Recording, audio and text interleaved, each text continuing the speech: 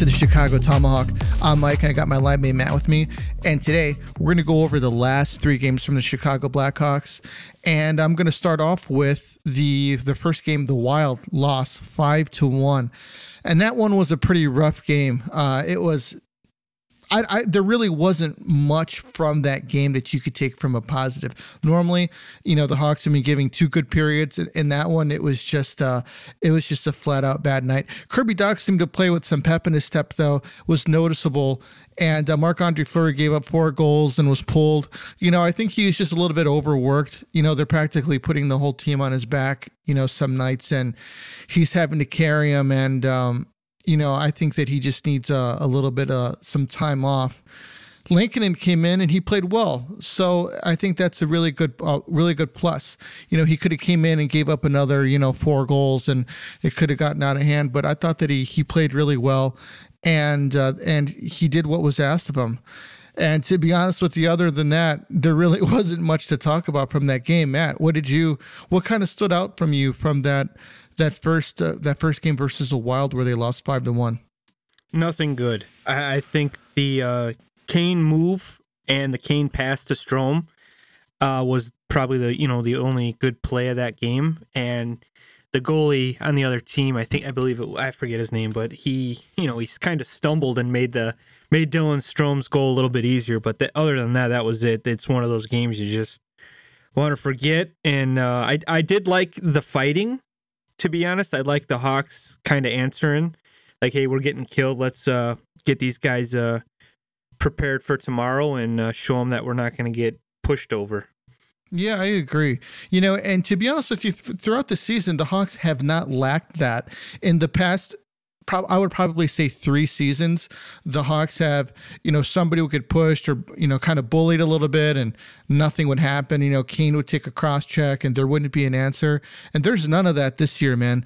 Lafferty, I believe it was 2 games ago, took a questionable hit, and Carpenter came right to his defense and brought somebody into the ring with him, man, and stuck up for his teammate. And the Hawks have been doing that this year, and I think that it sets the tone in the locker room that, hey, we're here for each other, we're playing for each other, and that even if win or lose, we need to be there for each other. And I think that that's been a big plus this season.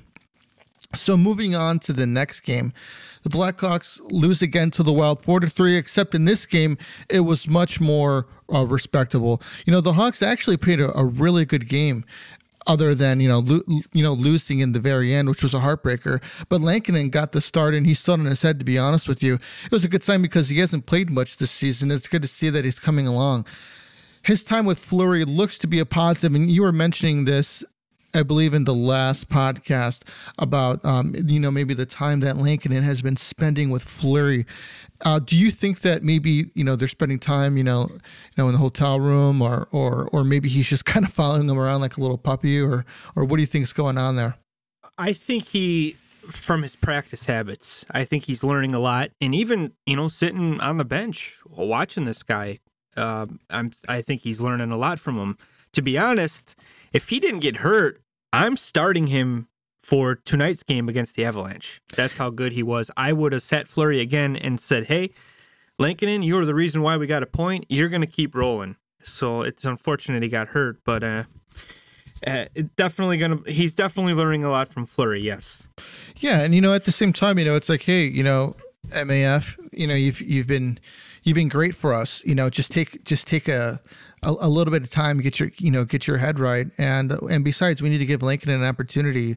Anyways, if anything, Lankinen can probably take away from Fleury is watching him, kind of like his mindset and how he prepares himself, and maybe like you mentioned, his practice habits and how seriously he takes things. Maybe Lankinen's like, I'm not saying Lankinen doesn't take things seriously, but I know that Marc Andre Fleury is pretty competitive in practice, and maybe Lankinen's like, maybe I need to take it, that far too.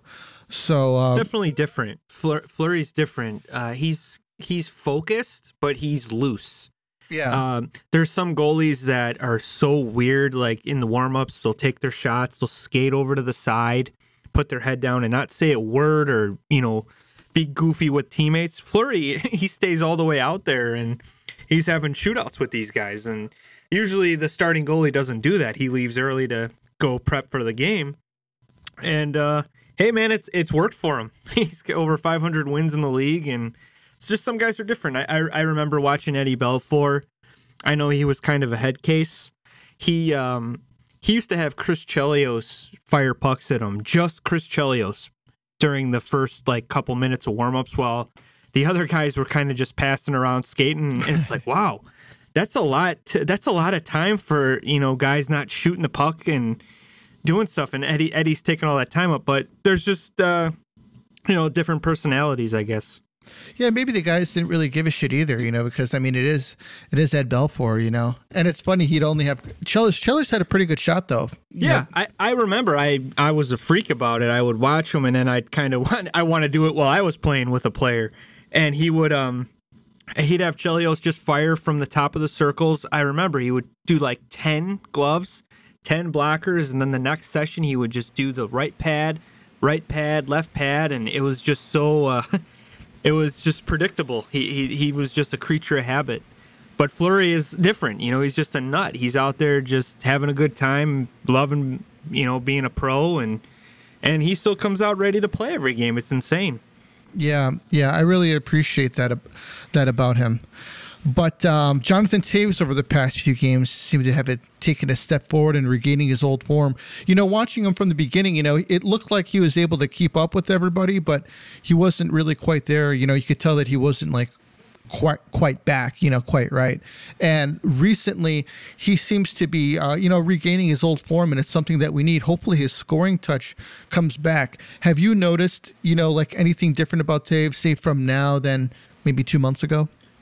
Well, yeah, I think that Ducks game, he really stood out. He was taking some chances with the puck. He would, not be afraid to try to deke around the guy. And, before he would just kind of make the simple play like, hey, I got nothing. I got to fire it in and get off, or turn around, get it back to my defense. But I noticed like he kind of went through 2 players and made really good moves. And I'm like, dang, man, it's like rookie Toews, not afraid to dangle a little bit.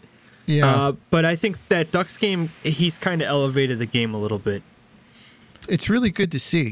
He's had some opportunities, and it seems like he's had these 2 opportunities where it happened in another game as well, where he's kind of skating off, to the left side, and then he puts himself with like this really weird angle to try to shoot it in, and he hasn't been able to get the puck up.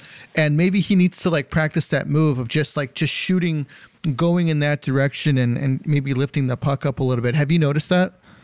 Are you talking about on the power play? It's been a couple times over the past, I want to say 3 games. He's put himself in this one position, and where he tries to bring it back to the front of the net. Yeah, and he's not able to lift up the puck. Yeah, you know what, man? I don't know if you remember this. Like 3-4 years ago, Toews was making his money just kind of in that slot right in front of the net, and he would, say a good tip, a rebound, just to bury one. And like you said, that play where he kind of used to position, like he'd like backhand it to himself and then put it on his forehand and beat the goalie that way on a power play and stuff. But I have noticed that too. But I think he should get like back to the old like Thomas Holmstrom style. Like just park yourself in front of the net. You got really good hands. I mean, he's a great face-off man. So that obviously you could tell he's really good with hand-eye coordination. And if he could kind of get back to that old school way, just screen the goalie, go for some tips, and maybe bury a rebound that, say, the cat blasted and it just kind of sitting in front of the goalie. I think that would make him better. I don't think he's like a power play quarterback type of guy, no, like Kaner. Not. I think he's the type of guy that has to, do the hard work. If, say, the puck is like a 50-50 puck on the boards, he's got to win it and get it back up to Kane and the defense. Right. But I think if he can get on a little scoring touch doing that on the power play, maybe the goals will come 5-on-5 too. Yeah, I think that he could play more time in front of the net. But you know what? I think that he should take more shots. I think that he needs to try to take more clean shots because he does have a really good shot. And I think he needs to take more of those. Every Blackhawk does. No one shoots enough. We're always 3 passes too much. And you know who the worst is lately? Khrushchev. Khrushchev will have a 2-on-1 where the opposing defenseman is taking away the pass beautifully. Like, there's no chance, there's no way you're going to pass this. It's not going to go through. And he'll still pass it. Yeah. It's like, I don't know why these new young guys are so afraid to shoot the puck. I just don't get it. Kubalik is the only Hawk that pretty much shoots the puck, and usually it's 5 feet the other way. Yeah, or 5 feet high. Or I am not denying it's a very powerful shot, and he gets a hold of those things. He tees them off. But yeah, he does. Very rarely he's hitting the net, or it's going over the net, or sometimes he's just playing whiffs. Yeah. But when he connects, man, I don't forget, didn't he score 4 goals against the Oilers a couple years ago? Yeah, he did. Dude, he was on. Yeah. So I'd love to see him get back, but I have a feeling he might be on the trade bait list, to be honest with you. Yeah, I think so too. And you know what, man? I think that we need to take stock with what we have, and it kind of leads into my next point. You know, I want to talk about Ryan Hartman. You know, he's playing very well for Minnesota, but most notably, he used to play for the Blackhawks, and he played right wing. At what point do we look at some of our players or prospects and see if they play better in other positions? And like, as an example, you know, Ryan Hartman used to be a winger. Now he's a center, and he's actually very effective at center. He wins faceoffs, and he plays the position really well. You know, Big Buff played right wing for the Blackhawks, and then he went to Winnipeg, and he became an outstanding defenseman.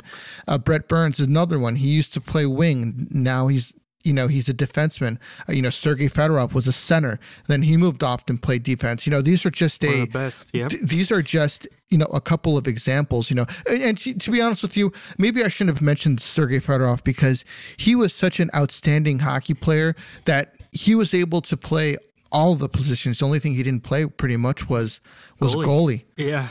So, but either way, do you think that we should start looking at guys and saying, hey, you know what, maybe we should move you to wing, or you know what, maybe we should try to move you to center? Did you see do you think that there's any value in that? And if there is there a player out there that you think might be able to, to do that? Well, when you said Buff actually was drafted as a defenseman. So, but his big body, they wanted to use him as a forward to just wreak havoc, and he did against Luongo. That's like Luongo's public enemy number 1. But I think Buff was great. It's very hard playing defense is the hardest position next to the goalie. I think it's very hard. And he was awesome. I think he was a Norris candidate too. Yeah. But he could if you put him up, he could probably get 30, 35 goals for you in his prime. But I don't know if there's anybody in the league right now. I mean, if you had to probably maybe do it, I think like the Selke-like guys like Bergeron, Toews, they could probably play every position like Sergei Fedorov as well. But as of, I don't really know any other guys that it's worth doing that to, because most of these guys are drafted to a certain position, and that's pretty much all they know. Yeah. So it's a tough one.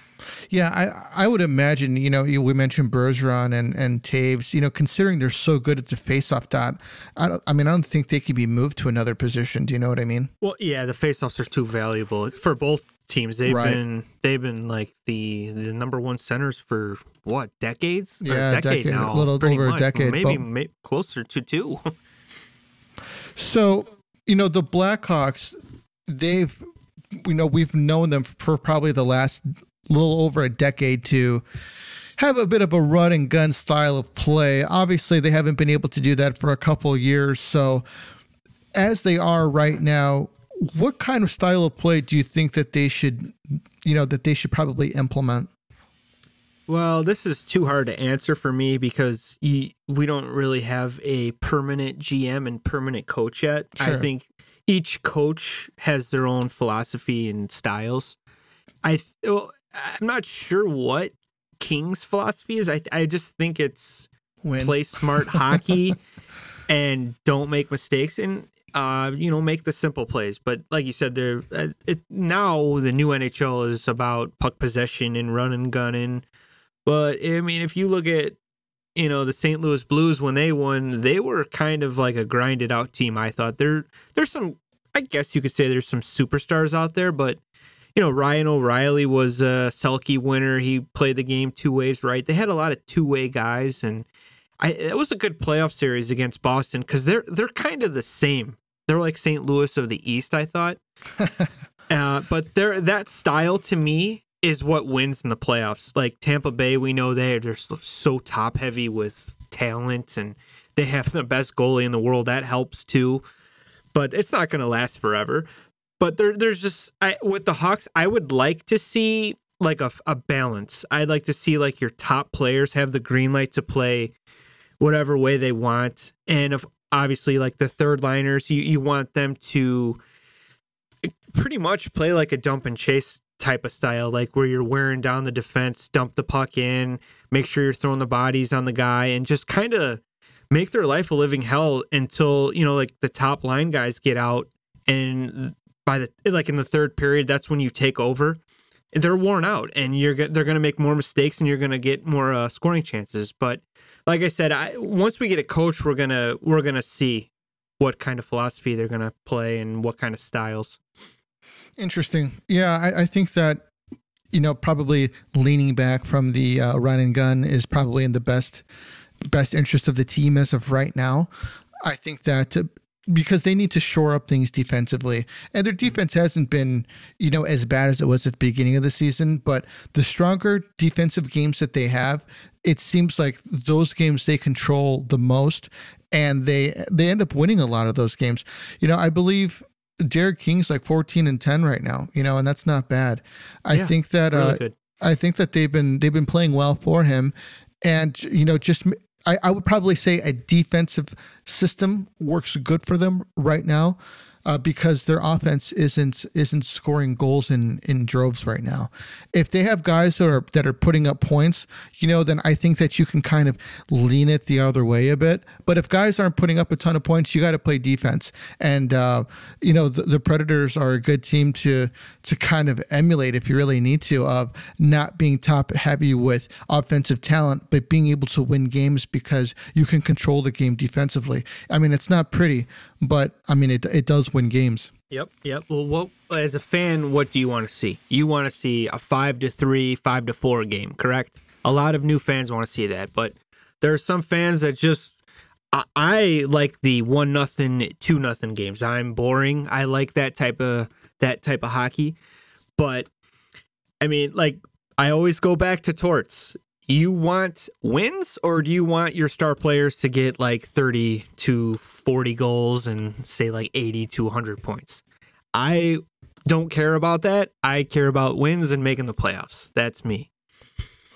Yeah, I know what you mean, but I think that, like the players on the other hand, they're like, hey man, look, I'm here to score goals. I'm not here to play defense. I've never played defense. I want to get paid. And that's not what I was really drafted for, Mm-hmm. So, I mean, just take into example, Patrick Laine. Patrick Laine wasn't drafted to play D, he was there to put up points.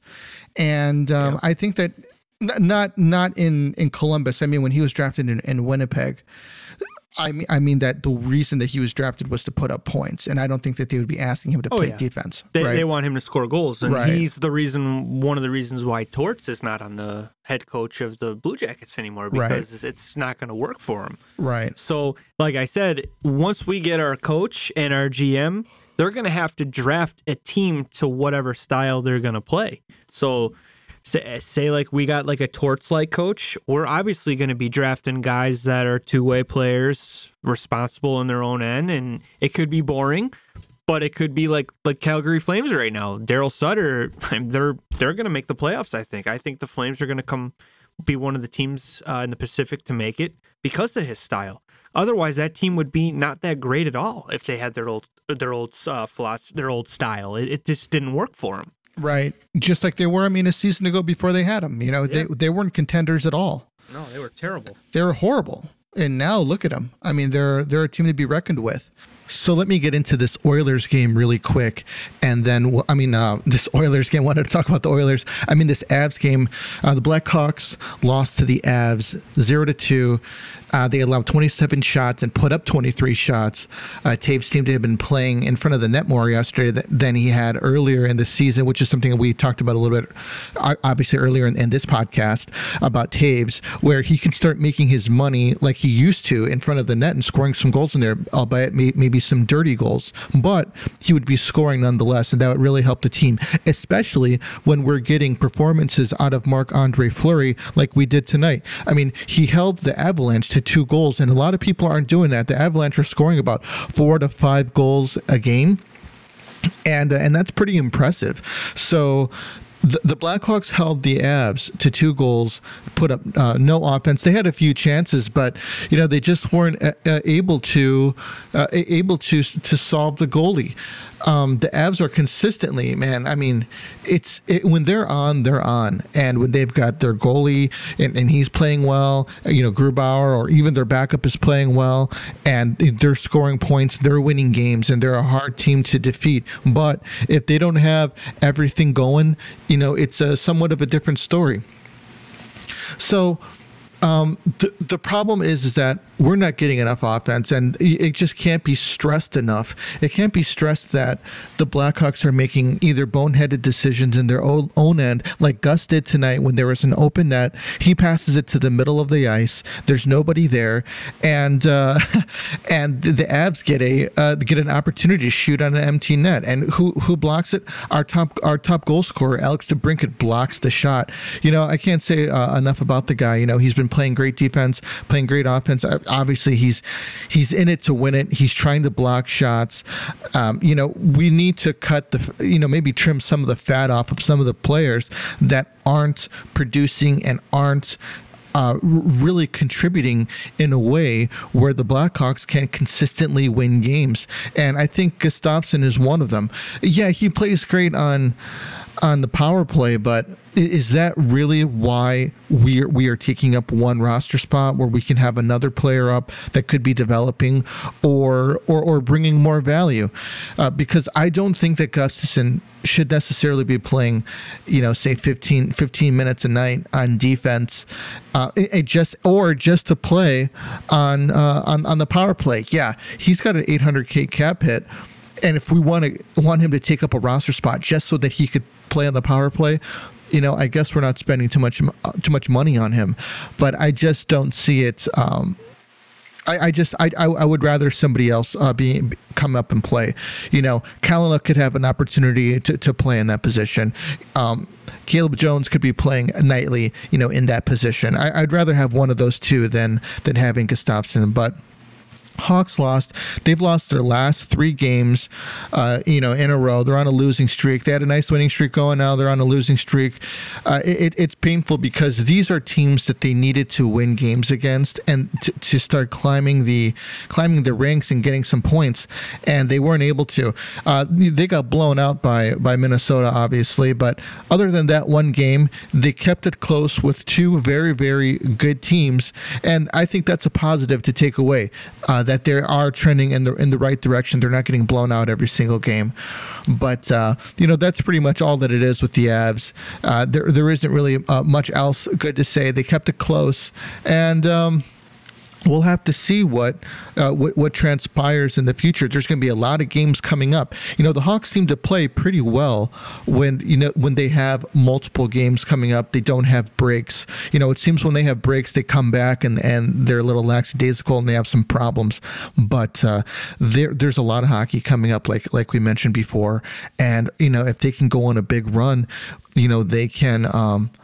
Maybe there's a chance, but it's not looking very good. So, and look at the Oilers, man. We can get into them in a second. We'll get into some NHL news, but the Oilers, for example, were favored at the beginning of the season. I don't know why. They would say that they would be cup contenders, but just because of Connor McDavid and Leon Draisaitl, look at how well that's working out. they might not even make the playoffs. Do you think that the Oilers are going to make the playoffs? No, I don't think they're going to make it. I think they're whatever is going on, it's just not working out right now. We've said this in the summer. They need a goalie. They need a starting goalie, not a 39-year-old and not a Mikko Koskinen. He's just not that good of a goalie. And their defense, man, they don't really have depth in the defense. And I mean, look at Wayne Gretzky and Marc Messier. They had great defense, and they had Grant Fuhr in that. These guys, yes, they were maybe. I guess you could say Messier was one of the top players back then. Gretzky was the best. So now it's like being compared like McDavid and Draisaitl, but it's just them. There's really no other pieces that are going to make these guys a Stanley Cup contender. I don't know why or who said that. I mean, they're going to get their points, no doubt about it. McDavid and Draisaitl will get like probably close to 85 to 100 points every season. But if there's no goaltender that's stealing you games and no depth down the on the blue line, you're not a contender. Or secondary scoring, like Yari Curry. Well, exactly. Curry, they had a whole bunch. Even Marty McSorley was scoring goals for them. He was. They don't have anybody. And I know Nugent Hopkins doesn't get enough credit. I think he's a good player, and they're really missing him right now. But still, I mean, Zach Hyman, they spent a lot of money on. He's putting up decent numbers, but they spent too much money up top for McDavid and Draisaitl and forgot about the blue line. And it's just Darnell Nurse back there and Tyson Barrie. Yeah. But those are kind of offensive-minded guys. They're kind of like Seth Jones's, Yeah. So they're not, and obviously they got Dunks, but Dunks is the guy's been in like millions of battles already. He is just he's not the same Duncan Keith anymore. So I mean, we've seen him too. He makes a lot of mistakes and. It's just, I don't think they're going to make it, man. Well, I he think shouldn't be in the short. game, 25 minutes plus. No, that was a Colleton thing. Yes, they did not use Dunks right, and I wish Dunks would have finished his career here. I think he would be a good fourth defenseman, maybe like 13, 14 minutes a night, Duncan Keith, not 30. Yeah. At 38, 37 years old, that's just insane. Yeah, I think what the Oilers' problem is an ownership problem, to be honest with you, because as an ownership, you should be looking at your GM, you should be looking at your president of hockey operations and asking them, what the fuck is going on over here?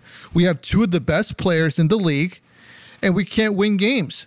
Yeah, and we can't win games. We can't win games because we don't have any defense. We can't win games because we don't have any goalies, any goaltending, and you haven't addressed this problem in the offseason. So why are any of those people employed? And I think that's the problem. I think it's maybe the loyalty, or it's the some kind of, I don't know if they feel like they owe something to the management. I'm talking about the GM and the president of hockey operations specifically, because Kenny Holland, and that should be addressed, man. They need a new GM search. They need a new GM search. It's not working. They ask him all the time, even in the summer, like, "Hey, is Smith going to be our guy?" Like the media, and now the media and the fans are like turning on Draisaitl and McDavid for being pissy. Right. But do you blame the guys? I mean, they're putting up great numbers. They're like top 5 in scoring, and the goaltending's bad. And they keep going after McDavid and Draisaitl like it's their fault. Well, no. That's not their job to sign players and draft players. This is all on the GM. Why aren't you giving him these questions? Ask McDavid hockey-related questions like what happened during the shift types of questions. Right. Not like, how come you guys, what's up with the goaltending? Why are you guys so pissy? Are you serious right now? You're going to run the 2 best players in the game out of this town, and you're gonna rebuild all over again. You're insane. Imagine Connor McDavid leaving and signing a team-friendly deal of $8 million a year to try and win a cup. I think he's going to be traded eventually, man. I give it 5 years. He's going to get so sick of this stuff, and somebody is going to pay everything to get this guy, and he's going to turn their franchise around. Well, we'll see. That's a conversation for another time. Could happen, man. So, Keith Yandle is going to play in his 964th consecutive game, which is incredible. You know, it's really hard to imagine a guy being able to play night in and night out, season after season after season, you know, and, you know, I tip my hat and all of my credit to him. I think after this game, he's got one more, then he breaks the record. I hope he gets to 1,000, man. Yeah. That would be incredible. Yeah, I hope he doesn't get hurt or anything like that, because imagine a guy going his whole career without missing a game. Yeah, well, do you remember Tony Amani had a good Iron Man streak? I believe it's 800 in some games. Yeah, that's incredible too. The way he played, he was fast. It's amazing how he. I think he said his body was made of marshmallows or something. Is that what he said? I think he said something like that. Yeah, and it's funny because some guys like Havlat are made of like glass. Yeah. His durability was incredible. So, in place of a break, the NHL is going to play 95 games between February 7th and the 22nd, which is incredible. The regular season end date remains the same April 29th. So yeah, no break for any of the guys. It's going to be 95 games played. It's going to be incredible.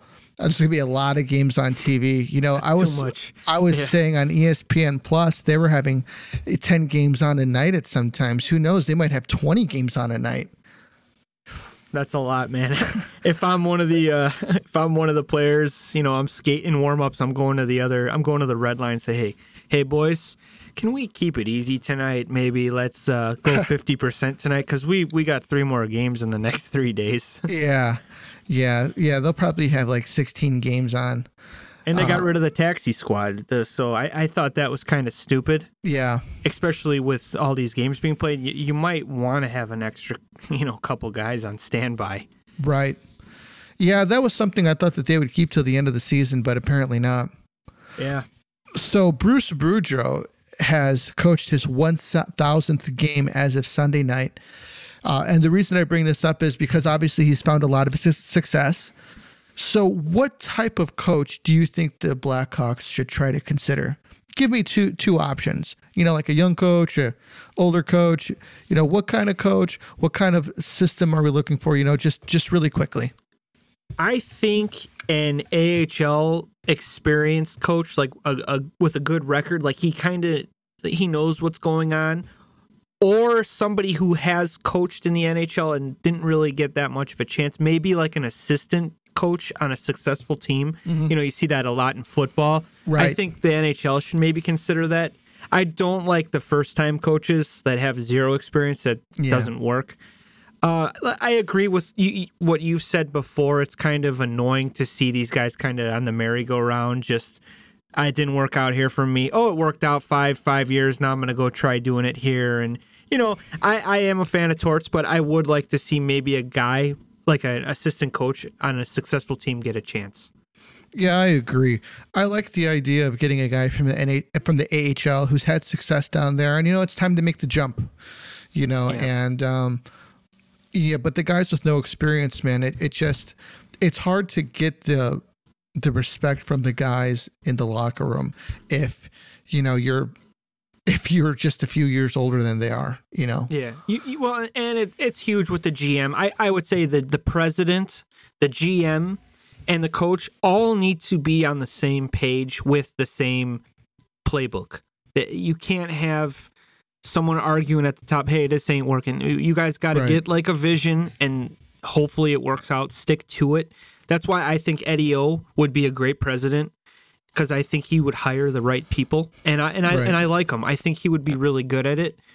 I hope they find a coach that wants to play both sides of the ice. It's important both sides, not just like we're gonna go top heavy on offense and try to outscore the guy every night. No, we need to learn how to win every way we can. Right. You know, really interesting. You know, as the Canucks. They have 3 goalies in COVID protocol and had to bring up an emergency goalie, and I'm wondering if, because of COVID protocol and guys are having other guys sent up, do you think this is a good time for other players to get noticed? Yeah, I think it's it's other leagues to get noticed. I know a couple goalies in the ECHL have been called up, the West Coast Hockey League, stuff like that. Like guys that are trying to make it, maybe made it and kind of didn't work out. Right. Getting another chance, maybe a college goalie's getting a call. I think that's really cool, and it will help. It will help with growing the leagues, I think. Especially if you're looking in the ECHL, there's some pretty good players down there. I follow the Toledo Walleye. I just love the logo, and I've been kind of following the team. They got some good players on that team too. It's exciting hockey. Wow.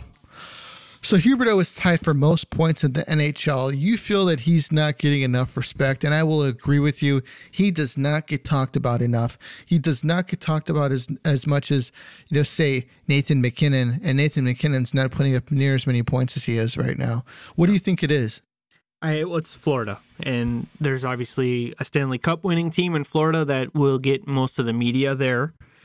I actually think Huberdeau and Barkov do not get enough respect from the media, fans, and the hockey world. People just Florida's not like a sexy place for hockey. If you're not playing in Toronto, Canada, even the Rangers, I think the Rangers get their players get blown up a little bit when they're not that great. Sure. Sorry to the boys on the 30 on Broadway, but sorry, there's really one good player on that team, and it's Panarin. He stands right out. He's an elite player. Sure, Adam Fox is a Norris-like guy, but Huberdeau, if he was on the Rangers, he'd be getting all the spotlight like Adam Fox would, and Connor McDavid in Canada, Austin Matthews, those type of guys. But you don't hear anything about him. You have to you look at the stats and you're like, oh my God, Huberdeau's at the top of the freaking league in points. And that's how you find out about it. There's no stories about it or anything. Yeah, and he's on one of the best teams as well.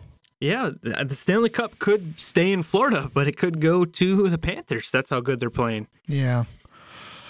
So, everybody, that's all that we've got for you tonight. Well, I'd like to thank everybody for listening and staying with us. We really appreciate it. We've got another podcast coming out on Thursday. It's actually an interview. It's going to be awesome. It's with Jason Ross Jr. It was a lot of fun to do it. He's an up and comer, and let us know what you think. We would like to thank the FHN. That's our hockey network, the FHN.net. Check them out for articles and hockey news. And we'll see you on the next one. This is the Tomahawk, and we're out of here.